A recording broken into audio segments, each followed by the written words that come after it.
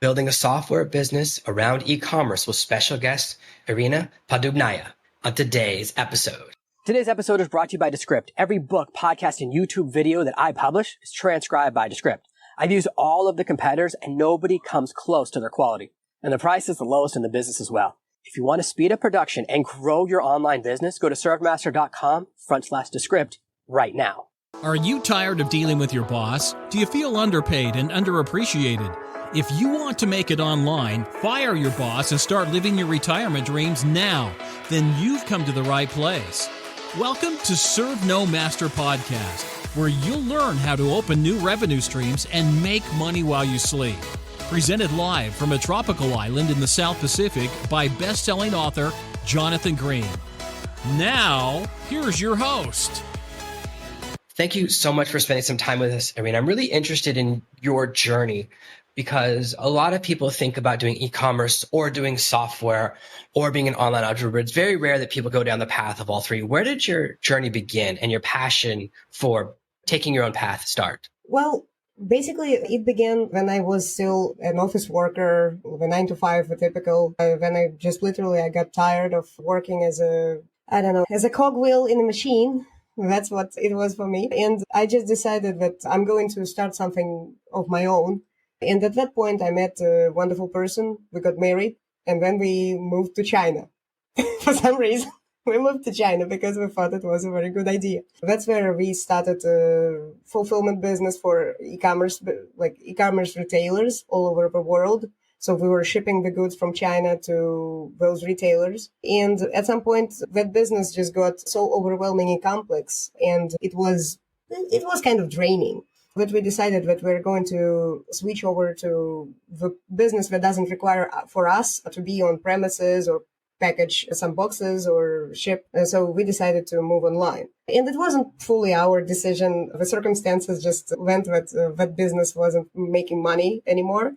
So we just had to switch gears. During that time, it was overwhelming to run the company with just the two of us. And we had to automate a lot of those routine operations that e-commerce businesses do every day.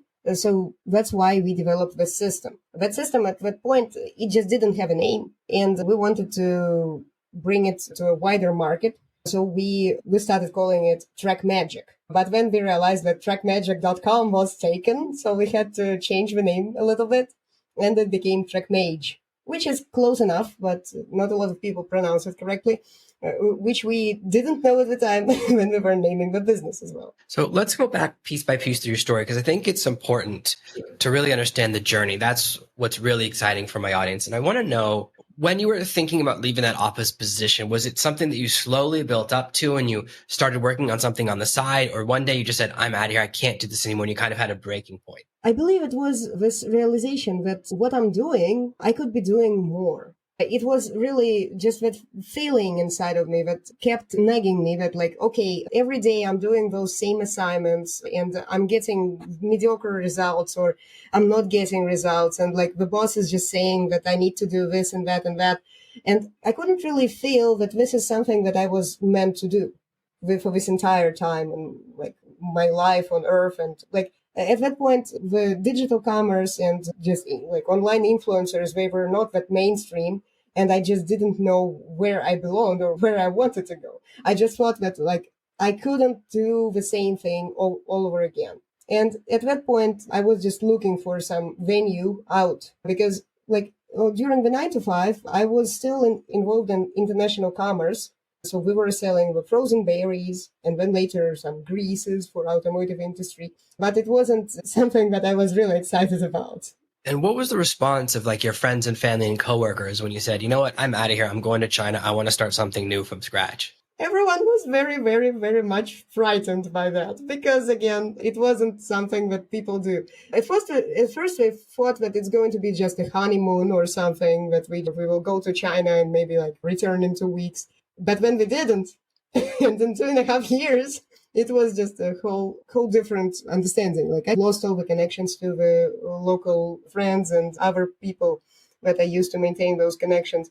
But I made a lot of acquaintances online. And that's how I started working online before it became mainstream during COVID. And it was good 7 years before COVID, to be honest. So not everyone understands exactly how e-commerce works. And one of the big challenges for a lot of people in e-commerce is getting the right product from the right factory from China to their customer in America or Europe. And it sounds like that's where you're feeling, because I know that a lot of people either they have to go to China themselves and tour a bunch of factories, and hopefully one of them they find is the right fit. And I also know people who they've partnered with their factory in China, and then that same factory started making knockoffs that they were selling to compete with their own customers. So it sounds like you were helping people to bridge that gap between culture and communication so that they could get the product they wanted at the price they wanted without getting some of the disappointments that have happened to other people. So can you tell me a little bit about exactly what you guys were doing and how that process worked? Well, it was very much what you would expect. So one of our customers, like even the prospect, when he heard about the prospect of ordering something from China, they just got their whole office and they came to Guangzhou. There they went through a lot of plazas. Like plaza in China, it's this huge skyscraper filled with goods. Literally, it's just like a marketplace, but like in a form of skyscraper. And the only thing that they got out of that was that it's very hard to work with Chinese suppliers directly. And another thing that we got was they actually fell ill because of all the rain during that period, and they had to contact us again. And it was a very interesting roundabout way where I suggested working together initially. When they came to Guangzhou, they went around like for 2 weeks. They talked to a lot of Chinese suppliers. Then they went back to their home country, and they had to contact us again because we couldn't work with those suppliers that they got the contacts for. So what we did, we actually helped people not only source the products, we also checked the quality and checked the quantity of the batches. And we made sure that in case something wasn't on par with the expectations of a customer, we could exchange it or refund it. So we were this like intermediary and like this supplier who actually makes sure that everything goes according to plan. And everything else, like we were the only island of trust in the entire equation, because everything in the logistics department could go haywire, everything in terms of the product itself, the branding, etc. So we had a lot of challenges to overcome. And the customers didn't even know about a lot of those challenges. We didn't tell them about some of the things that we did for them. But it was a very challenging business to be in the first place. So let's talk about some of the things you encountered. Maybe you can tell me like how often there was an issue with an order, whether there was a mistake or a problem with quality control, or there wasn't the right number of units. How often do things like that happen? And what were some of the biggest or craziest experiences you had with like big surprises of it being the wrong product or something wrong in the shipments? Well, the thing was that every order had some problem or another, because again, sometimes it was just something minor, like the supplier just didn't provide some, I don't know, like some detail. They forgot to ship it. But sometimes it was like an utterly depressing experience for us. For example, once we ordered a batch of clothes, the entire line, which means all the sizes. So from S to XL. And we packaged everything, we counted it, like we shipped it to the customer. And when the customer received the goods, they said that the entire color was missing. Since at that point we were processing all the orders manually and we were only consulting Excel spreadsheets, that's when we realized like we screwed up majorly because the supplier just didn't provide the entire color. And that's why we missed it. And that's when we realized that we needed to have the inventory acceptance system, and we needed to have more automation in place so that this mistake is never going to happen again. So this was one of those experiences where we realized that, like, even if we pay attention, even if we do everything correctly from our standpoint, there needs to be a point of reference and there needs to be some standardization in place that is going to make sure that everything goes swimmingly, even if we, as people, we make mistakes. So people do make mistakes. Systems not so often. So that's when we started developing the inventory tracking, when we added the shipment tracking for the customers and additional functionality to even communicate with suppliers. Yeah, a lot of people think that with an e-commerce and ordering from China, the hardest part is the finding and ordering the product until it arrives or gets shipped to the wrong warehouse or it's the wrong size. I've certainly ordered things from China. I live in Asia and it's never the size of the picture. I always love when I see ads for treadmills and then the woman running on the treadmill is so tiny. I'm like, there's no way they're sending a 9-foot long treadmill. Like they're so used to resizing every product that it's completely ridiculous. Like on toys, I ordered one of those little stacking toys for my daughter, and I thought it would be as big as a picture. And then it was smaller than my hand. And I was like, oh, you got to check the measurements every single time. But when they do it with treadmills or cars, you can really tell because there's no car that's so much bigger than a person. So it's often the unexpected. And I'm also very interested in this part of human error because a lot of smaller entrepreneurs, no matter their industry, keep everything in their heads. And this is a mistake I've made many times when I was starting out, is that I just knew the process in my head. And because until I created a checklist, there would always be a mistake or something would slip through the cracks and wouldn't go through the testing process. And then when people try to expand, like when you were running the operation, the two of you, and you wanted to add an extra person without a checklist or a really strict system or a software check, right, to make sure they were doing what they said, that's when things would really start to fall apart, right? That's when you run into the issue. You can't scale because the process isn't refined. Well, the thing is, the process needs to first be tested because whenever there is like the unfortunate truth about the founder or like any entrepreneur is that we are the Swiss Army knives. We solve all the problems. We know everything. We do invent solutions that needed. And when you hire your first person, and if you don't have an unlimited budget to hire a real superstar in that position, you will probably encounter that people don't like to think, or they simply don't invent any solutions on the go. So that's why you need processes, and that's when you need to be very strict with the standards that you set in place.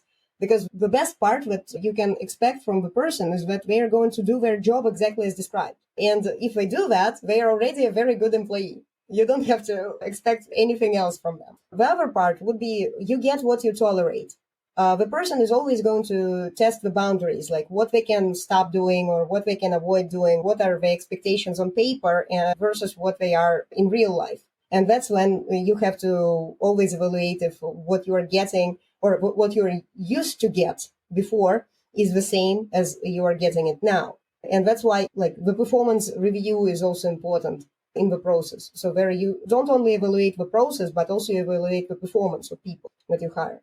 And just like as a third part that might be interesting and might be important, it's communication. So whenever you are hiring a person, you need to be able to communicate with them seamlessly. And when we were in China, we had this like enormous language barrier to work with. And most of the people whom we worked with mainly spoke English. But again, it's much easier if you speak the same language as the person, or if you have like the team that is all speaking the same language, but they also maintain communication throughout the entire process. Because sometimes the processes themselves will break if the communication is not there. And it's important to communicate with suppliers, with vendors, with logistics companies, and everyone in the supply chain. And that's why it's important to keep everyone on the same page. That's where like Trackmage or any other system can help, where everyone can be in the same view and see the same shipments and communicate around those orders and shipments that they see. Yeah, so there's the first issue of the right product getting out of the factory. Now, there's a lot of challenges in shipping from China to America. Some people do product by product. They order one unit, ship it to one customer. And there's a lot of challenges because shipping across an ocean takes a long time. And recently, there's been a lot of issues with supply chains. And I know that there's been a lot of challenges, for example, with shipping containers, because there's so much shipping from China to America. There's not enough shipping back. And so there's piles and piles of empty containers in America, and there's not enough containers in China. So the prices are going up and shipping's getting really prohibitively expensive. So there's a lot of challenges with shipping that sometimes people aren't prepared for. Like if you have an issue with customs, right? If there's something wrong with anything on your bill of lading, or your shipping container ends up at the wrong port, it can be a huge devastating challenge. Or if the wrong product goes to the wrong customer, which has happened to most of us. Why do those kind of things happen, and how frequent are there shipping issues? I certainly know, even with something as simple as like a food delivery, I've had someone deliver food to the wrong building and they say they delivered it and I say it never arrived. And so there's like a fight even inside one of those app food deliveries. So even with the smallest of deliveries where it's person to person, we can have problems. So how big is that problem? How challenging is it? How likely is someone to have a shipping issue or a shipping surprise if they're dealing with China? I would say that it doesn't really matter if it's just China. The local delivery itself is a challenge because, again, it just depends on which shipping company you're using. Some carriers, they just don't perform as well as the other carriers. And that's why you can always evaluate the performance of a carrier of how many undelivered shipments you get or how many issues on customs you get. and even just like direct to consumer shipments, they also have a lot of issues that sometimes they have to go through, like being stuck in customs or being at the post office longer than expected because the customer just simply forgot to collect the package. So the idea would be, like, you ask, like, how likely it is to encounter a shipping issue with a specific shipment. Like, the probability is close to 100%. Like, one thing or another is probably going to go not as expected. With good carriers, they are going to mitigate that effort, and they're going to make sure that the package is going to get to the consignee. But with some not so good carriers, you will have to make some calls and make sure that the shipment gets to the destination. The idea would be to always monitor the performance of all the carriers and the entire shipping volume. Because if you treat your business as this machine, where you have multiple shipments going in and out, and you need to track the lead time, like how long are you waiting for a specific shipment to be delivered to your warehouse, and the lead time to the customer, so how long it takes from this warehouse to the customer, you're going to have a full visibility of it. What I think is the most challenging in the current situation that we're dealing with, supply chain issues, is that you have to always count on longer delivery times and you have to buy inventory. Previously, it was much easier to do business because you didn't have to stock that much inventory, because you could just count on in-time delivery from your supplier, from China or from other countries. Right now, I would propose for the new entrepreneurs, if you want to start doing business, probably try to source locally. Try to source from some like wholesale companies that are in your local region, or try to source from some other entrepreneurs who are not very good at doing business, because they will also have like excess inventory that you can sell. And there are certainly a lot of opportunities there, because again, the junior e-commerce entrepreneur mistake number one is buying 10,000 units of some kind of product, because that product is going to sell. I believe in it wholeheartedly. But then, if they don't have any distribution channels established, no branding, no paid ads experience, no nothing, usually they're just left with this inventory in their warehouse. And the only thing that they end up with is just some hefty bill from their fulfillment supplier. Every time, like every month passes, they get the stocking fees for that inventory that they cannot sell. And that's why people like marketplaces so much, because you don't have to put that much effort in selling on Amazon or Etsy or eBay, because there is already traffic.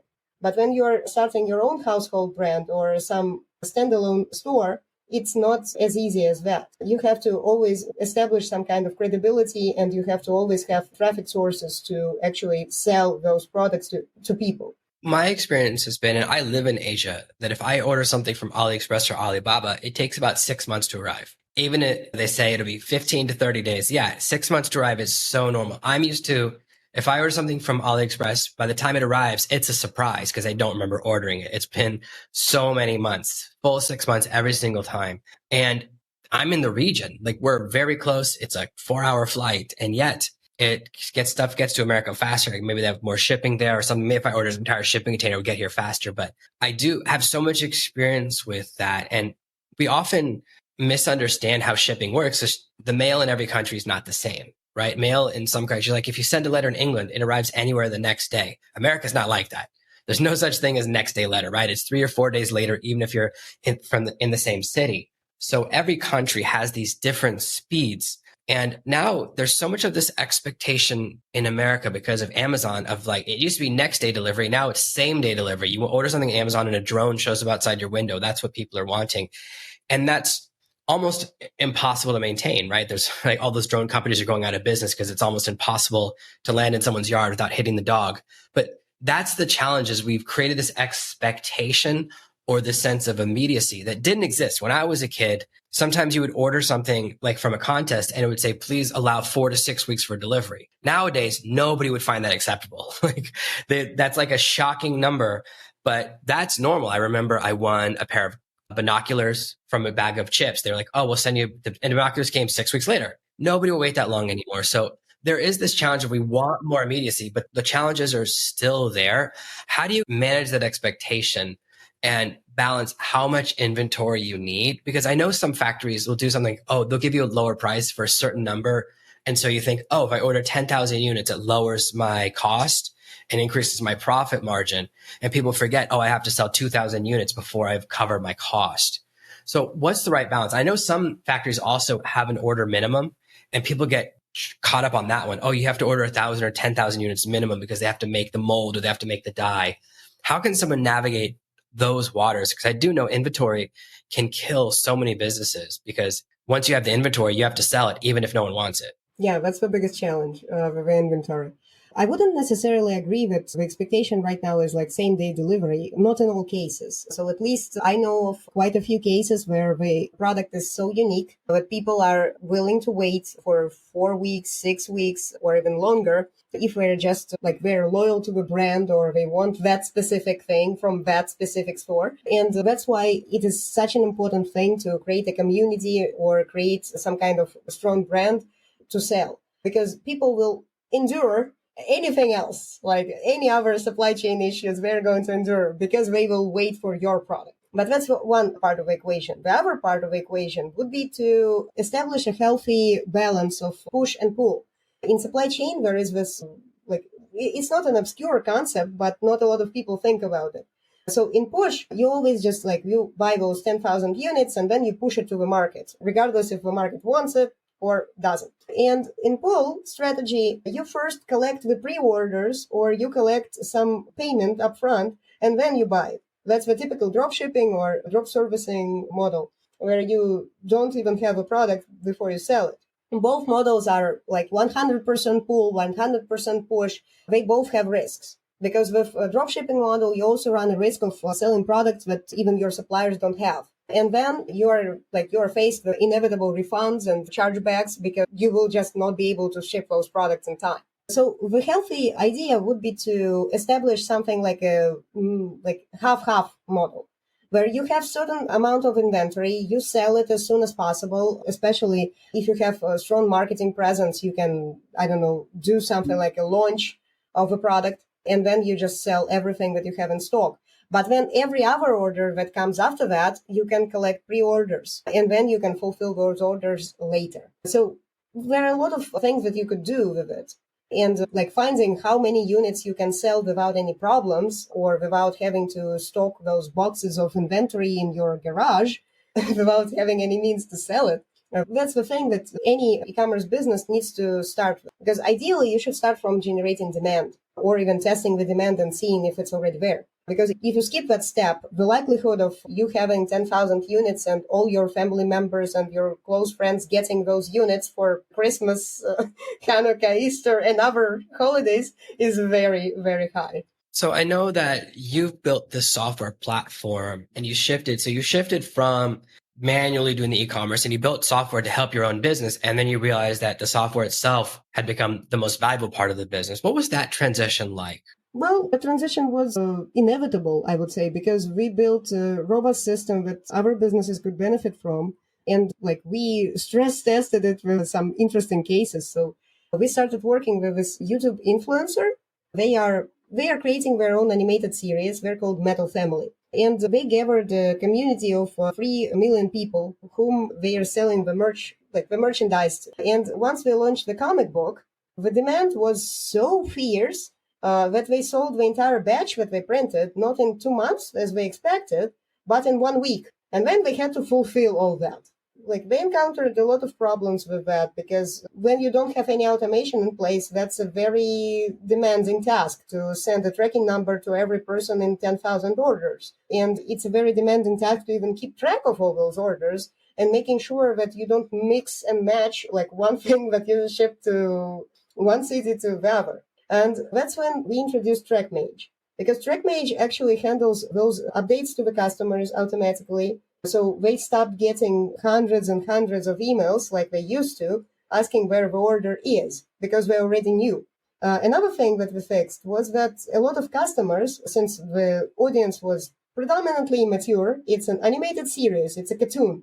A lot of customers, they filled in their email address with typos. That's why they were not getting any updates even if they wanted to. So we fixed that part as well. So now only emails that are valid are getting through the checkout process. And another thing that we helped them fix is that they were not even asking for reviews after all this turmoil they had to go through to ship the products and make sure everything is okay.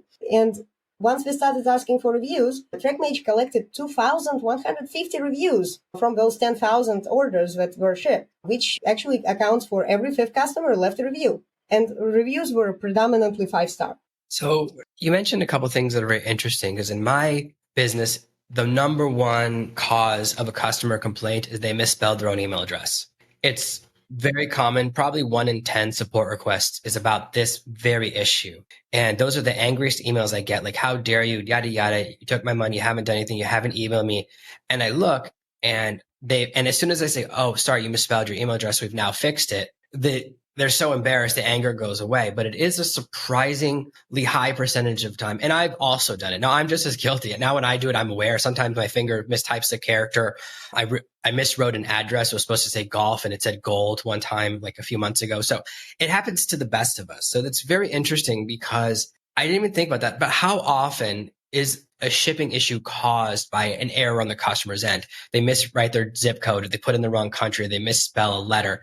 Because I know, for example, in Atlanta, there's 50 streets that all have the word Peach in the name. And so if you don't have Peach Street instead of Peach Lane, then you end up with a completely different address. So how often does that happen? I wouldn't tell you the exact number across the whole industry, but I can tell you, at least in this specific case of Metal Family, they had this issue in every third order.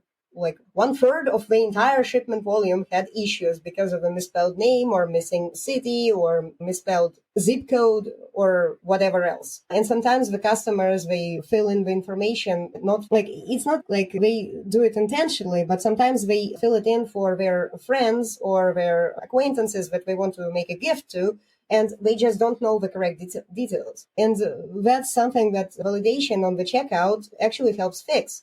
And an interesting point would be that, like, email validation and address validation, it's something that businesses that are not even e-commerce but sell digital products, you can also use Trackmage as a means to check the email addresses. Because what we created this script that is universal. You can put it on any opt-in form. You can put it on any website that you use, on ClickFunnels, on checkout, on WooCommerce, whichever place you are currently collecting emails through. And what it does, it actually checks if that email exists on the server. So it pings the email. And also it suggests the correct spelling of, for example, the person is entering Gmail, like with Gmape. Instead of Gmape, is going to say, oh, you have a typo. Did you mean Gmail? And that's exactly what the script does. And this way you can prevent this issue entirely. And the other upside of using this script is that you are going to see 0 bounce rate on your email autoresponder, which is a big deal, because with bounce rates going up, usually the accounts get like worse deliverability or some issues from the email provider. Yeah, as my business has grown, deliverability has become so important, and realizing that people misspell their email address. And sometimes they misspell their email address, they realize it and they re-enter with the right email address. So now I have 2 email addresses for them. And that's very interesting. I understand that validation process, checking to see if it exists. I know that some services I deal with, they send you an email and you have to click the link in the email to make sure you put in the right email address. And that's a pretty complicated process. It only works if you really want something. Yeah, it's the double opt-in. Yeah, this is not like that. We're checking the email while it's still on the form, while the customer is still entering that email. So it's not the double opt-in. Yeah, see, the problem, no, that's why I think your system is the double opt-in problem is that it breaks the shopping flow, because they're about to place your order. I'm ready to give my credit card information. Like, no, you can't give your credit information first. Prove your email address is real. I could see that really killing sales. So this validation is interesting because it doesn't lose the momentum. But how do you do the address verification? Is that the same thing? It's an online verification, seeing if it's in the postal service database? Actually, it just pings the server. So that email is legit because it's almost like the tech side. It's a little bit complex to explain it right now. But again, the tech side simply is that we're pinging that email and we're making sure that it actually exists on the email server. If it doesn't exist, it's not going to reply. But we're not sending anything to that email to do that. It's just like this server-side validation. But how do you validate physical mailing address for shipping something to someone's house? What's that validation process?